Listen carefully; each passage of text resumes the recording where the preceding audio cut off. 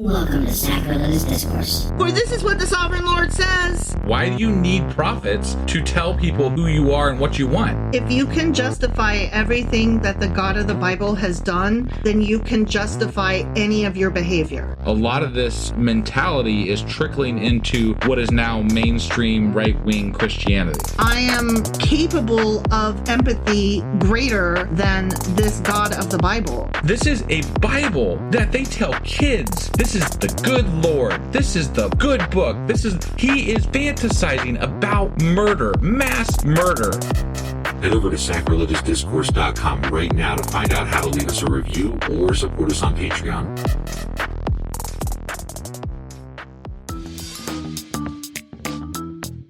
Hey there, sinners and saints. It's your favorite Bible-bashing duo from Sacrilegious Discourse, and we need your help. That's right, folks. We're raising funds for some heavenly equipment and a studio that doesn't sound like it's in the depths of hell. Our current setup, let's just say it's more apocalypse than audiophile. So if you want to hear us dissect the Bible without the background noise of demonic squirrels, chip in a few bucks. We're aiming for $5,000 to upgrade our audio and build a studio worthy of blasphemous banter. Donate today and help us spread the good word of atheism. You can find a link right on our homepage, sacrilegiousdiscourse.com. Every dollar counts. Even if it's from your collection plate.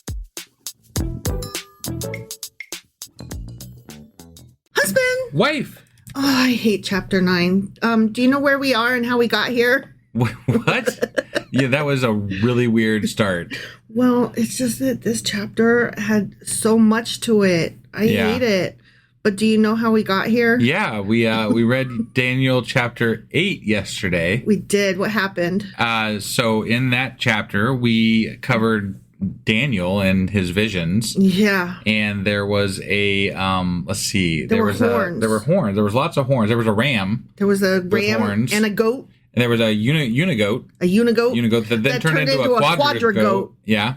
Yeah, and then it grew some other horn too, maybe like on top of one of the other horns, maybe? One of the horns grew a horn. Yeah, and the horn went all the way up to heaven or some shit. Yeah, sure, good shit. Obviously, we're still talking about symbolism and you know, nations killing other nations and destroying them and rising up and ancient ones and gods, and I don't fucking know what's going on at this point. So yeah, it's a crazy vision mess. Yeah, that's is what I'm gathering. I feel about this chapter that we're about to read. Oh, okay. So that's why I started out like, do you know? Got it. Yeah. It's making me tired. So, I mean, as we've been reading through them, I can you've been supplying enough notes that I'm like, okay. I guess. Yeah, I guess. But that's the thing, though. Like, I have to supply so many notes. Yeah. Because otherwise, I have no clue what's happening. Right. You couldn't. I don't think anybody could just read these chapters and be like, yeah, that made sense. Because it doesn't fucking make sense. I guess from a history perspective, it is forcing us to learn a lot about what's happening in that area during that time. Yeah, but it's also forcing us to take the main view on what those histories mean, right? Like we're relying on other people to tell us what these things mean, and we can't take it from a first source because there is no first source other than the Bible. Okay, well, you're right. You're not wrong. Right. But what I was referring to is, as we're reading this and we're like, wait, who did what? Then we're learning about, like Babylon and what they were doing. Yeah, and so when I bring notes about Babylon, I'm telling you what Babylon did, not from the Bible perspective. And I appreciate that, but I don't appreciate the vagueness of these prophecies and how we have too. Like it's like they're muddled on purpose. Yeah. They are not clear so that they can be whatever somebody wants them to be. They obviously meant for them to mean a certain thing when they wrote them. But they wrote them in such a way that if they're wrong, they didn't necessarily have to be wrong. At the very best, they did not translate well, and they did not last over time. Right. And that is frustrating when I'm just trying to understand what the fuck you're talking about. Well, you say they don't last over time, but Christians do say they last over time because they reinterpret them to mean whatever they want. And that's the part that's frustrating me. Yeah, I'm not worried about those fucks, honestly. Well, we should be, though. No, I know. Given the current state of our nation and everything that's going on. You're right, and that is why we're reading this. Right. I'm just so irritated with them that I'm just like, fuck all y'all and your interpretations. I don't disagree with you. I just... that's why we're dealing with this entire thing to begin with, as you said. Right. And unfortunately, part of that is trying to understand these prophecies and then how we got to our modern, somewhat interpretations of what these might mean. And even those interpretations, though, today are a little bit muddled depending on who you're talking to about them, right? Like they could mean different things in any number of different sects. So... You said sex. Sects. I know. Yeah, whatever. Well, this chapter is going to have more Christian stuff in it that isn't Christian because Christ wasn't born yet. Right, yeah. But, yeah. But it's that there. stuff. It's yeah. Okay. So that was Daniel chapter 8. Sure as fuck was. And as you already let us know, what today we're reading. Daniel chapter 9. All right, let's do this. Okay.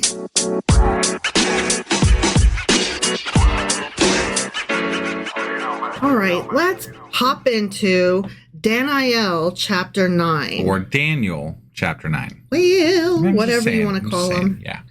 I always start by talking about how this book can be divided into two parts. One, a set of 6 court tales in chapters 1 through 6, written mostly in Aramaic. Okay. And 2, 4 apocalyptic visions in chapters 7 through 12, written mostly in Hebrew. And those are the ones that we're in, the apocalyptic visions. And how. Got it. Yeah. Okay. Yeah.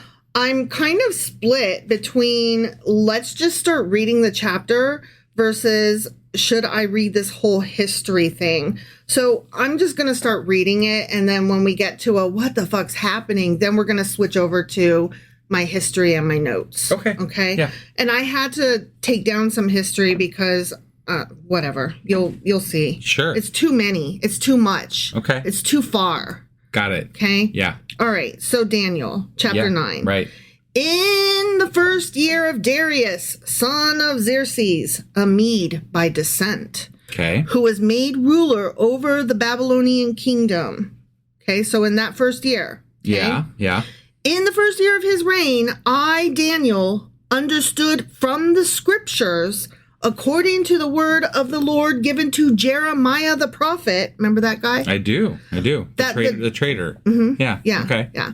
That the desolation of Jerusalem would last 70 years. Yes, that's what he said. That is what he said. Yep. So I, Daniel, turned to the Lord God and pleaded with him in prayer and petition, in fasting and in sackcloth and ashes. Oh, okay. So he's like, please. To make it the 70 years? Don't do 70. Okay. Well, here we go. He's going to tell us what he prayed. Got it, yeah. I, Daniel, prayed to the Lord my God and confessed, Lord, the great and awesome God who keeps his covenant of love with those who love him and keep his commandments. Yeah. Oh, we have sinned and done wrong. Oh my gosh, we're horrible. We're worms. Okay. We have been wicked and have rebelled. We have turned away from your commands and laws. Please flog us, please. I love getting beat by God. We have not listened to your servants, the prophets, who spoke in your name to our kings, our princes, and our ancestors, and to all the people of the land. Lord, you're righteous. But this day... I might argue that point. Yeah, I'm going to push back on that guy. Right. But this day we are covered with shame. I'm not, but okay. Yeah. The people of Judah and the inhabitants of Jerusalem and all Israel, both near and far, in all the countries where you have scattered us, scattered, smothered, covered, because of our unfaithfulness to you. Okay. That's why bad things happen to us. Well, I mean, that's what because, you know, it was always about the worshiping of other idols and all that kind of stuff, which they blame on unfaithfulness. So... Right. Obviously, that means you should all die and get scattered all over the place. Yeah, because every bad thing that happens to you, obviously you had it coming. I mean, that's what God seems to think. I mean, that is why children die. They had it coming. Those little fuckers shouldn't have picked their nose or whatever they did. I mean, you know? I mean, yeah, that's you cannot attribute righteousness to a God that allows things that happen in this world to happen. Right. You just can't. Right. It clearly, I mean, I've heard this thing, like either God is great or God is good, but he cannot possibly be both. Right. And for reasons that I think we've already had this discussion. There's a quote, I can't remember the exact quote off the top of my head, but it's an Epicurean quote that says that, I would have to look it up, but it says exactly, basically, like if God is omniscient, he, does this. If he's, omnipotent, he does this. And like these things cannot, like you cannot have, they all contradict what happens in the world. Right. Every single instance, either it contradicts the fact that there is a God or that God is a dick and allows these things to happen. Right. Exactly. There's no other answer other than those things. Mm-hmm. And that's why he can't be both great and good at the same time. And I want to say that maybe that's not an Epicurean quote exactly. It's attributed to him often in memes, but I didn't even quote it, but I'm just saying if you look up Epicurean quote with regard to God, you'll probably find what I'm talking about. So yeah. Regardless, the whole thing is irritating. Yeah, no, definitely.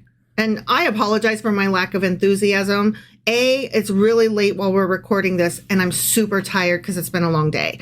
B, this chapter is kicking my ass. C, this book is kicking my ass. Right. Okay? While we're at it, talking about things kicking our ass and tired, I might as well say it now. We suck, and we didn't get our Patreon second part done.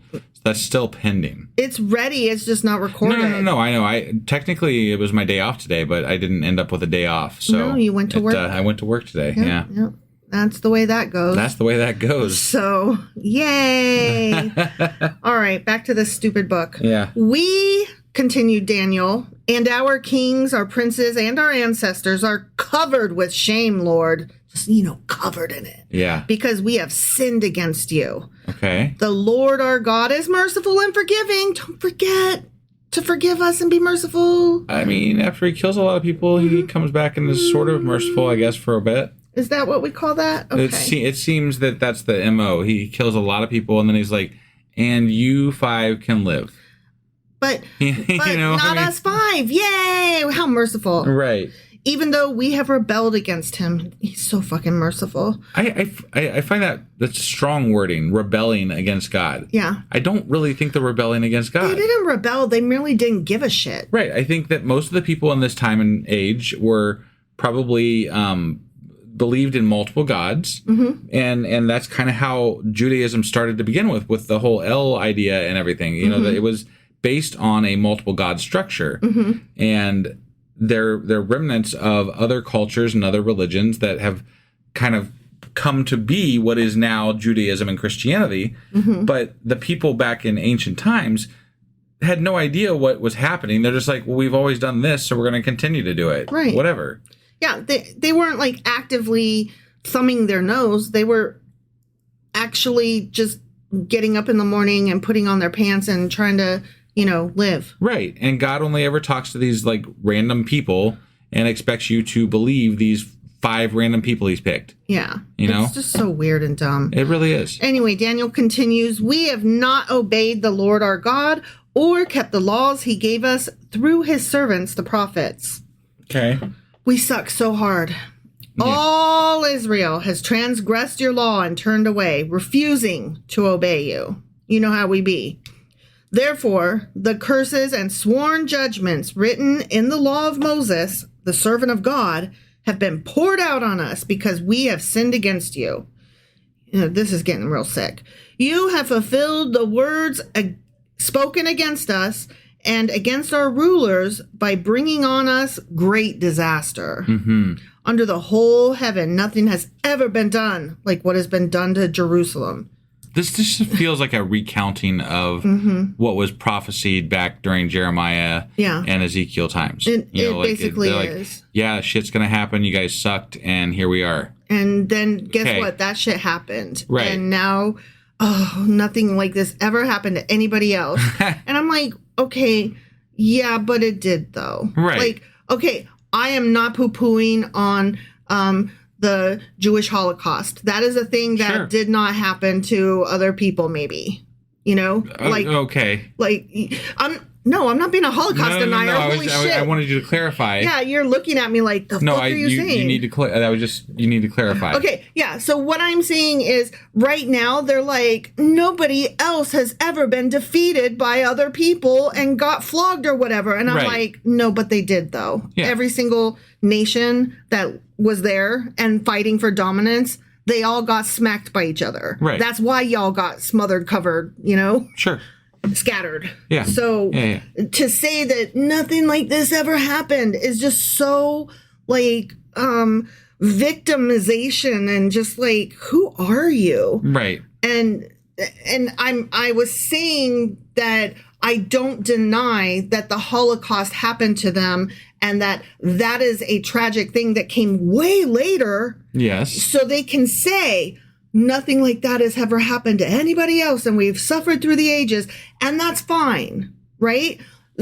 Jewish people today can say that, and I got no beef with them saying that.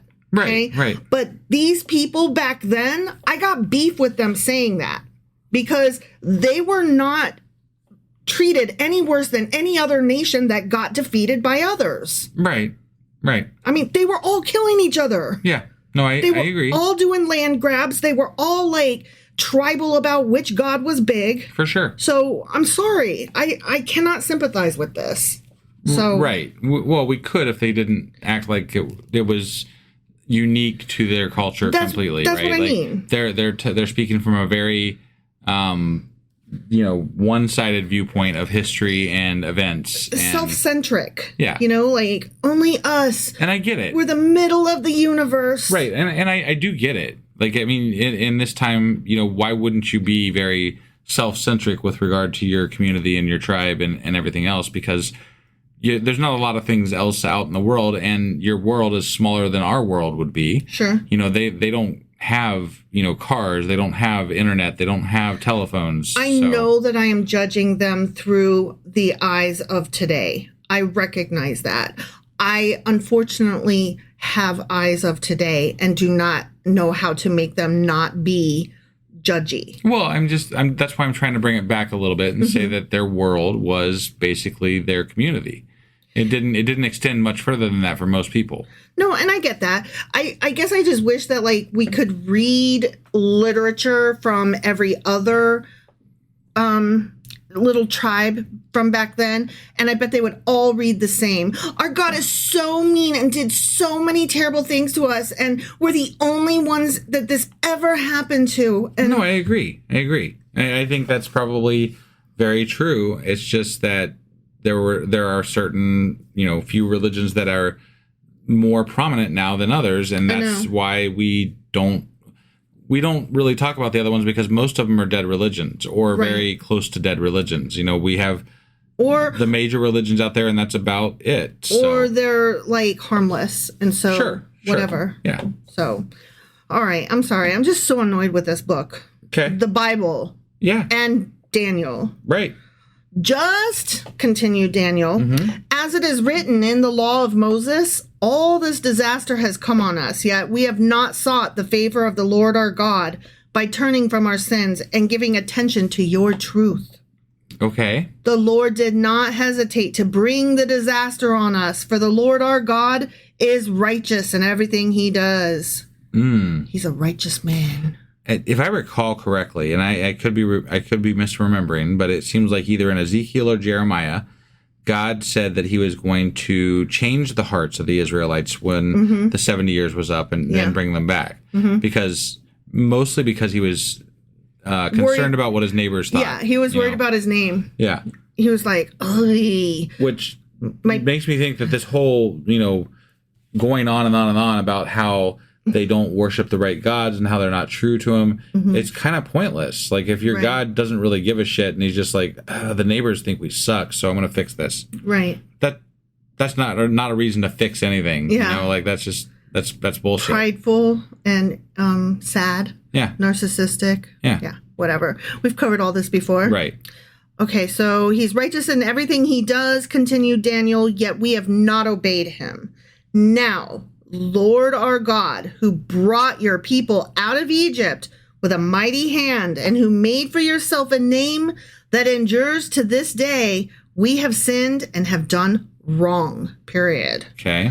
Lord, in keeping with all your righteous acts, turn away your anger and your wrath from Jerusalem, your city, your holy hill. Our sins and the iniquities of our ancestors have made Jerusalem and your people an object of scorn to all those around us. Yeah, that's it. Good. Right. Attack them where it hurts. Yeah. We look bad, and that makes you It seems look to work. bad. Like giving him that idea that other people think badly of you seems to work with God. Yeah. Don't take pity on us for pity's sake. We know how much we deserve to be smacked around, and we know how much you love killing us and stuff. Right. But right now, people think that you look ugly. Yeah. So can you help us, please? I do have to say this whole chapter that we're reading seems ill-placed. It doesn't really feel like it fits the whole Daniel narrative. Well, there's a break that we're coming up on, and then it gets into the vision. He has to pray first. Okay. And then he has a vision. Got it. Okay. All right. Now, our God, hear the prayers and petitions of your servant, Daniel. Yeah. For your sake, Lord, look with favor on your desolate sanctuary. Give ear, our God, and hear. Open your eyes and see the desolation of the city that bears your name. We do not make requests of you because we are righteous, but because of your great mercy. The self-deprecation is just so over the top. Yeah. Lord, listen. Lord, forgive. Lord, hear and act.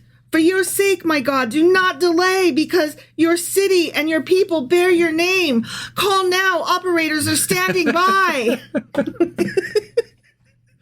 I'm sorry. No, he said don't delay, that and fit I just really, couldn't. that fit really right, well. Yeah, right? yeah. All right, so now we're going to get into Vision Land. Oh, okay. All right. Good stuff. I hope there's wheels. I hope there's more horns. Eyes and wheels and horns. Yeah. Yeah.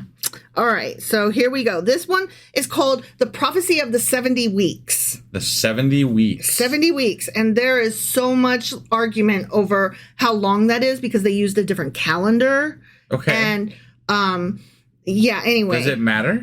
It does. Because several, quote unquote, scholars, by which I mean Christian apologists, have mathed it so fucking hard that they just were ecstatic and probably came in their pants to when they figured out that they could math it to where the 70 years started on this day and ended when Christ. Oh, yeah, okay. Yeah. So we're going back to the prophecies of 70 years, essentially. Yeah. Okay. Yeah. So why do we call it?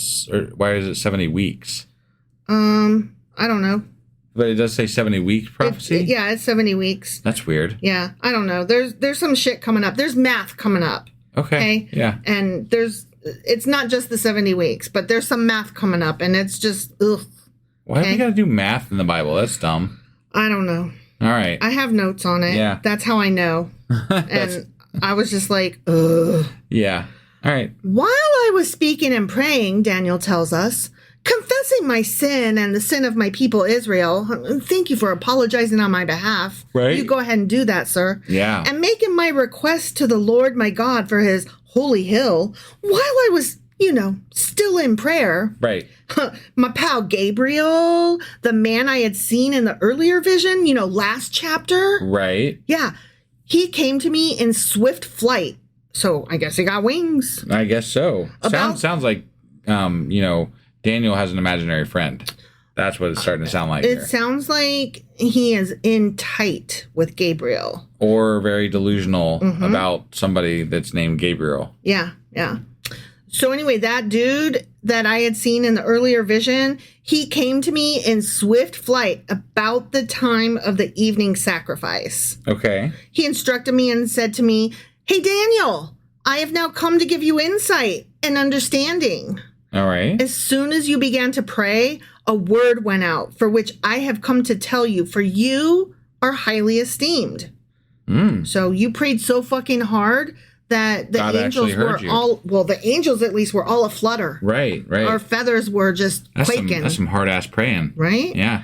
Therefore, says Gabriel. Yeah. Consider the word and understand the vision. Here we go. All right. 77s are decreed for your people and your holy city to finish transgression. 77s. Okay. How many sevens? 70. Okay. To put an end to sin, to atone for wickedness, to bring in everlasting righteousness, to seal up vision and prophecy, and to anoint the most holy place. Okay. Capital M, capital H, capital P, MHP, most holy place. Oh, okay. All right, so the 70 weeks is sounding like maybe Gabriel's telling him, hey, you got 70 weeks to get your shit in order, and that's when everything's going to happen. Maybe. Okay. I'm not sure. All right. No one understand this. He's going to tell us. Yeah. I mean, it might not be clear, but he's going to tell us. Right. From the time the word goes out to restore and rebuild Jerusalem, Yeah. because they're allowed to rebuild now. Right. Because Cyrus. Is Cyrus, I thought Darius was in charge when we started this chapter, or was that just last chapter? That was last chapter. We're assuming Cyrus is in charge now. I guess. Because I don't think that's been covered specifically. I think we're back to later now.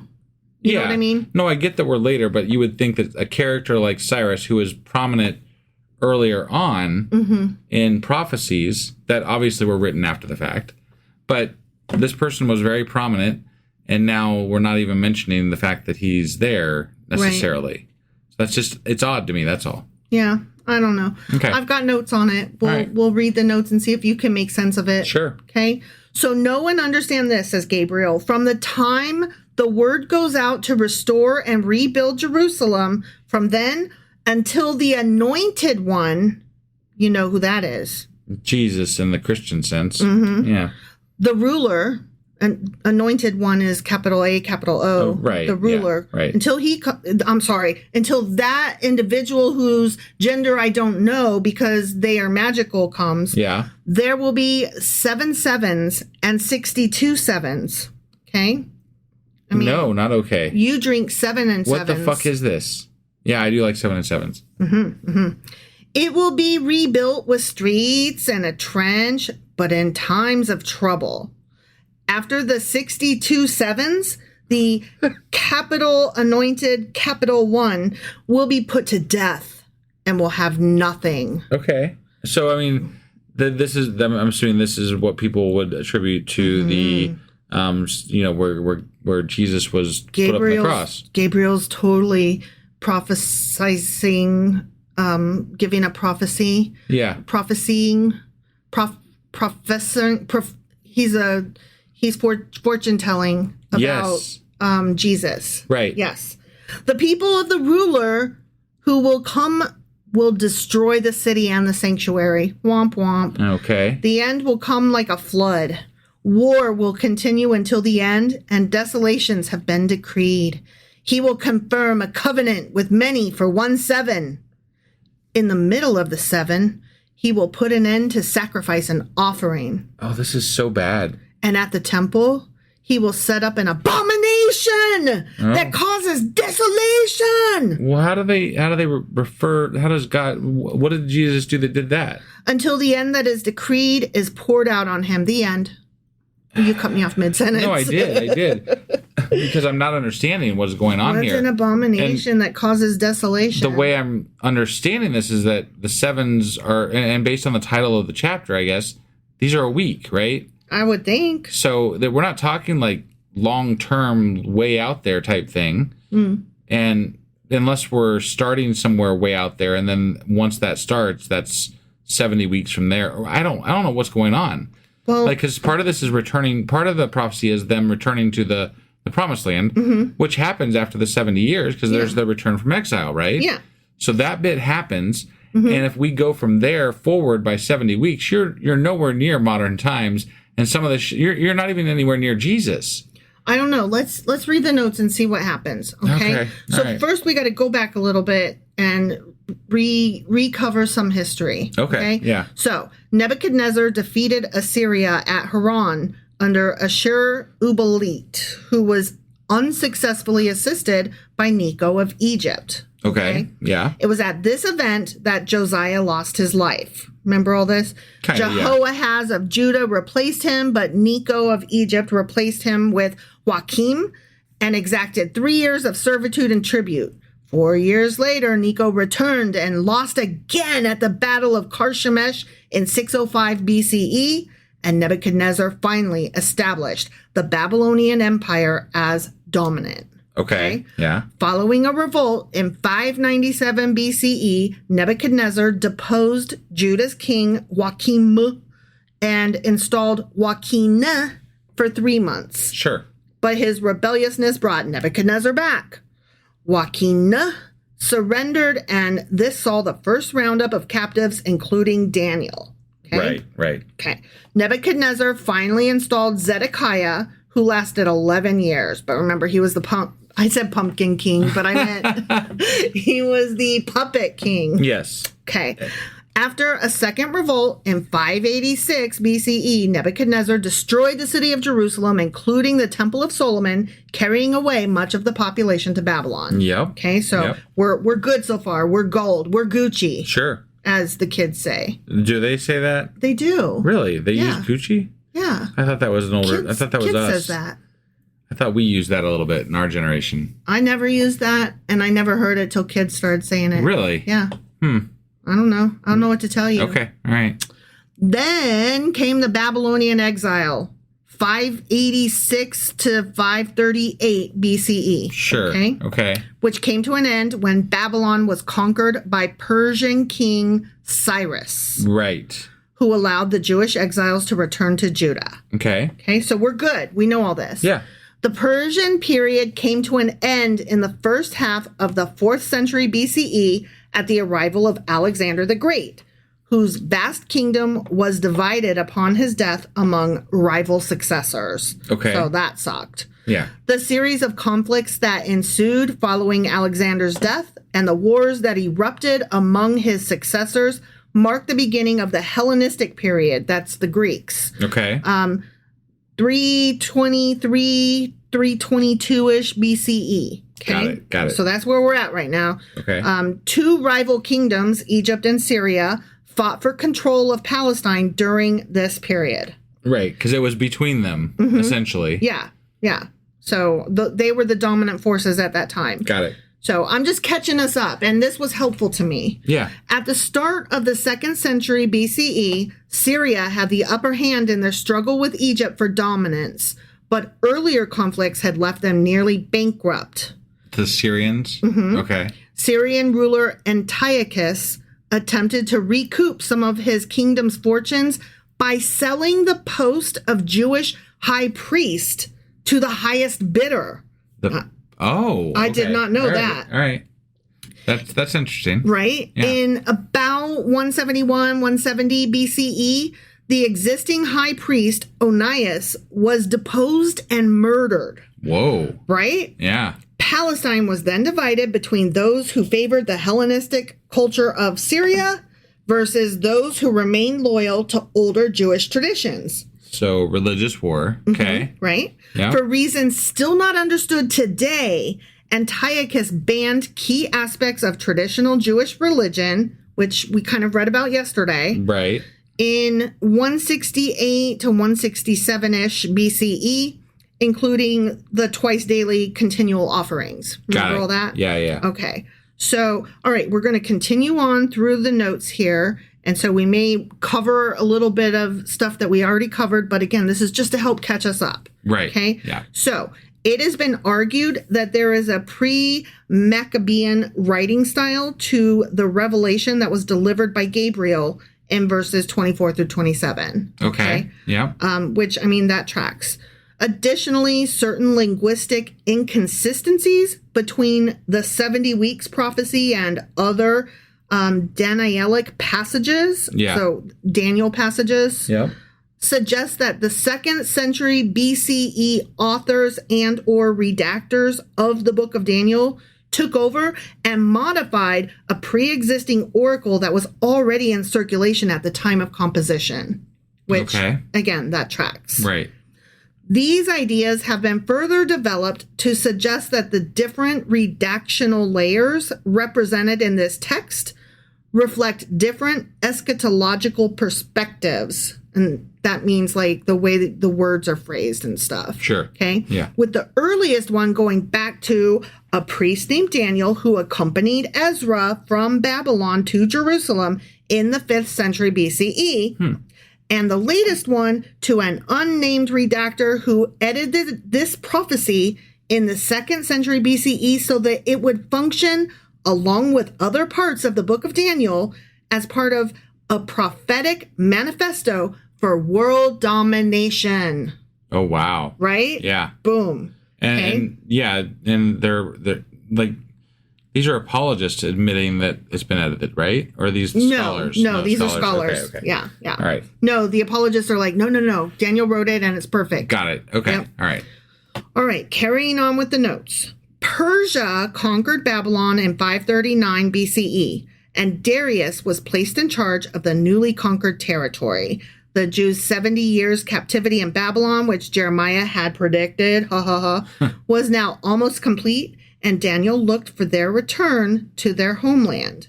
Okay, so I'm going to read the first verse. Says, in the first year of Darius, son of Xerxes, a Mede by descent, who was made ruler over the Babylonian kingdom. Yeah. This is the same Darius the Mede from chapter 5, who succeeded Belshazzar, king of the Chaldeans. Right. Even though we're like, but who is Darius? We don't even know. Sure. Right? Yeah. Like, whatever.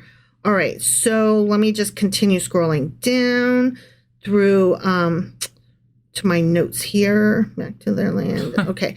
The lengthy prayer in verses 3 through 19. Yeah. That's the one where he's like, oh God, we suck so hard. Oh God, you're awesome. Yeah. Except, hit me again, bitch. Okay. That lengthy prayer is strongly Deuteronomic. Yeah. In its theology. Felt very much like that. So. Yeah. It's so interesting that we can be like, this feels like Deuteronomy. Well, there's certain, when you're reading it through, there's a lot of styles that kind of stand out. And, I can see how the people that do linguistic analysis on these books are able to figure out, hey, this was probably written here and this was these written there. Matched this and those match those. Because there are ideas that very much align with this, that, or the other. Right. Now, it would get a little bit difficult. Like, we're talking about Daniel right now, right? And they're referencing the fact that there are parts in here that are from the what do you call it? The Deuteronomical. Yeah, the Deuteronomic whatever. Yeah. That thing. And so, but the books were written in like the 200s BCE, right? So obviously this was people studying that and then using those ideas to create a tie-in to earlier books of the Bible, because they're trying to create things that match, right? They're trying to complete the circle and make sure that any prophecies and loose ends are all tied up, which is funny because then that's what the New Testament does to Daniel. Sure. So yeah, no, definitely. Just like this continuous loop-de-loop. Yeah. All right, so that lengthy prayer is strongly Deuteronomic in its theology. Daniel's people are punished for their own sin and appeal to God for mercy. Right. However, such theological overtones conflict with other aspects of the book of Daniel in which the primary sin is that of a Gentile king and the course of history is arranged in advance. Okay. All right. So, like, his prayer is weird because it's like, we've already predicted this. Well, it's already coming. Yeah, and it's even contrary. Like, there was the whole idea of being forgiven for sin in Ezekiel that came up. So, like, we just got done with that book. Yeah. So it contradicts quite a bit with regard to how it's going back to some of the earlier ideas. Exactly.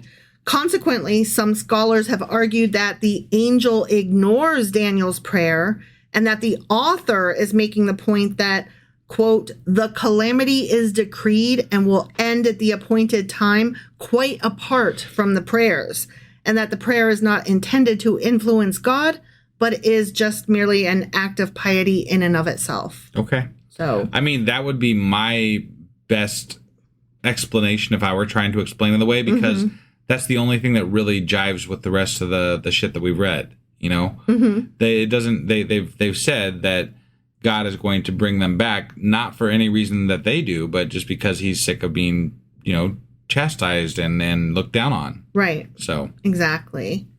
All right. And now we get into some maths. Okay. Oh, boy. Yeah. Yeah. Possibly no other portion of the Bible has produced as many interpretations as Daniel's 70 weeks. I bet. This is for two main reasons.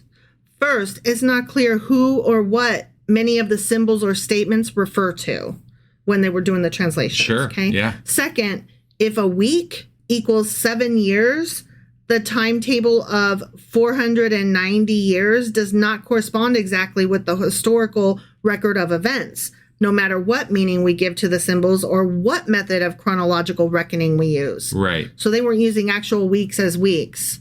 They were 7 sevens as 7 years. Okay. So, all right. But I mean, like you said, that's 490 years and it doesn't work. Right. The following interpretation, which is only one among many possible explanations, does not attempt to draw up a timetable based on 70 lots of 7 years. Rather, it understands the 70 weeks as symbolic of the era about to dawn in answer to Daniel's prayer. So, okay. Rather than being specific, they're like, we are just trying to tell you the story. We're not trying to do the maths here. So we're just doing a very general, here's the basic story. But okay? I have to say, if I'm an apologist, this is not an apologist. No. I get it. But if I am an apologist, right? I would want to take this section and make it work in, I would want it to flow. Oh, right? I told you there are some who have made it work. Okay. And their math tracks. As long as they line it up exactly and they pick the start and stop dates. And some of the meanings of the words. Yes. Because obviously it's just a dream, right? So we can interpret it however the fuck we want. But they can make it flow and make it sound perfect. All right. And so for them, it works. All right.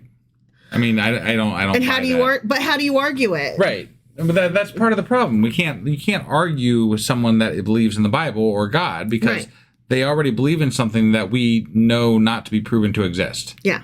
So you're already starting off on a false premise. Right. They're using the word that they're looking up in the dictionary in the definition. Right. It's the same thing. Yeah. All right. So rather blah, blah, blah is symbolic. Okay. The 3 divisions within the 70 weeks are therefore seen as symbolic of 3 phases within that era. Okay. All right. All right. Yeah. So with the Jews returned to their homeland, the old era of 70 years captivity in Babylon would end, and a new era of 70 weeks in Jerusalem would begin. Okay. Yeah. And again, weeks is in quotes because it's not actual weeks. Right. Okay. During this period, God would bring his age-long purposes to fulfillment. He would deal with sin finally and completely, and in its place would establish everlasting righteousness. Well, that didn't work out. Yeah. No. Through the arrival of the promised Messiah, God would set his seal of absolute authority upon the visions of the prophets, for their predictions had now come true.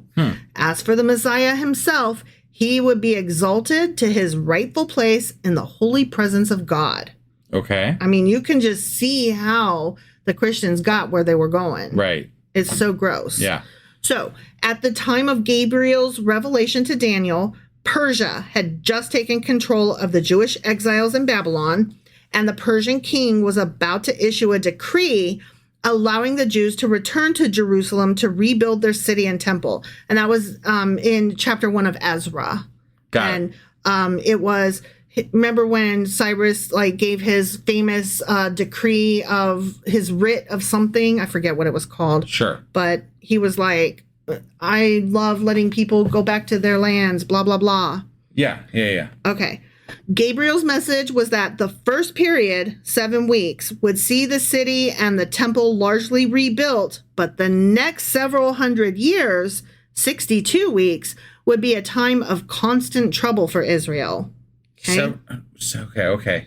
I'm struggling with the time frame is just not Like, this is weird. It's not. Yeah. Just take it in and don't try to make it make sense. Okay. All right. So here's what happens after the first 69 weeks, which I don't know what that number means. Just like whatever. Right. Okay. Right. Following this time of trouble that I was just talking about, God's anointed one, the Messiah, would come in the 70th week, but his people would reject him and kill him. Oh, geez. How did that happen? Right? Yeah, I don't know. I don't think it did. Well, no, it did. But they said Jesus his guy. people. Yeah. Those aren't his people. The Romans killed him. Yeah, but, whatever. I mean, not whatever. We're talking about Jesus. We're talking about, this religion that is really dominant in our country. And this is why I don't ever want to say whatever, because it's important when they get it wrong, especially when it comes to Jesus or God, that we pointed out. Keep in mind, these people were not talking about Jesus specifically. I know, but that's why it's important to point out, hey, you Christian, you're going to say that this is Jesus. I know you are, because that's how this whole thing rolls, That's how this all gets put together in your head. Yeah. So if that's the case, this doesn't work. Right. This is what happened wrong. Yeah. And it's, like I said, I think it's very important to call out these inconsistencies over and over and over again, because when you build them all up, like if somebody were to listen to our podcast and take all the times that we've sat here and said, that doesn't work, that would be a lot of shit. That would be a lot of things. That would be a lengthy blooper reel that someone would have to consider before they could get past whether or not they believe in God, right? Yep. And I kind of wish we had someone tracking when we said those things, so we could keep a log of just in a list form or something of all these things where we're like, that does not track. Yeah. Nope. So. Okay, so after this, an enemy army would pour into Jerusalem like a flood, destroying both city and temple. And this predicted calamity occurred when the Roman armies under Titus destroyed Jerusalem in AD 70. Okay? Yeah. The Messiah would bring in a new covenant. In the middle of the 70th week, he would be killed and the Jewish sacrifices would cease forever. But in killing the Messiah, the Jews were preparing for their own punishment. They were going to bring upon themselves the awful horror and desolating abomination of ruthless Roman attack. They, as well as their city and temple, would be destroyed. The Romans would be I said Romans. You did. I know. Okay, let me say that again. The Romans would be so savage in their attack that they too would be punished. Okay. And then I copied this quote, and I don't know who to attribute it to because there was no attribution, but I just thought, you fucking arrogant fuck. Yeah. Here's the quote. How awfully blind are... No, let me read that again. How awfully are the Jews blinded who, in contradiction to so clear a prophecy, still expect the Messiah who was cut off and, after suffering, is entered into his glory. How can those people be so blind? Yeah. Jesus already came. Why are they waiting for a Messiah to come? He was already here, my friends. I'm just like, fuck off. Right. Their religion came first. Yours is stupider than theirs. Yeah. Yours is based on theirs. That's so dumb. Well, I mean, not only theirs, but, all the ones before. Islam is too. So, yeah. Islam is based off of Judaism. And yeah, like you said just now, Judaism is based off of older religions still. So it all comes, whatever. It's all a mess. And I don't really know what else to say because that was really fucking, I told you. A lot. It was painful, wasn't it? And I'm going to be perfectly honest with you. I am tired as fuck. I know you're sitting here with your eyes shut and I hate it. Yeah. Well, I was trying to do that so I could just concentrate on your words and respond. And doing so, I got even more tired. But I'm like, oh, okay. I told you this shit was hard. It was. I just shoved everything across the table. As you do. As I do. I'm surprised a cup didn't fall over and spill all over the damn place. I've done that before. Yeah. Yesterday. Just a couple of times. Well. All right. Well, do you have anything else for us? Or? I don't want anything else for us. Okay. All right. So that was Daniel chapter 9. Sure as fuck was. And we will be back tomorrow with... Daniel chapter 10. That's the one. It comes 10 after 9. Yeah. 10 comes after 9. That's the way that works. Yeah. And we'll also get a Q&A out. And then we might finish our Patreon eventually. No, we're going to. It's ready to go. It just needs to be recorded. I'm aware of that. I was just saying we haven't recorded it though, and we're late. So I know. I'm saying we might get it eventually. That's all I'm saying. No, but we will get it eventually. Yeah. It's just a matter of when. Right, but we will get it. I got it. Don't say might. No, we will. Yeah. We will. You're right. Yeah, I know I'm right. Okay. Okay. All right. Well, so we're gonna go now, and that was that, and we'll see you for Daniel chapter 10. Have a horn. Bye. Bye.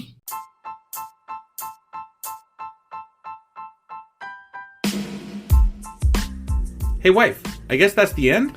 But husband, that's just sad. It doesn't have to be. We are on lots of social media platforms like Twitter.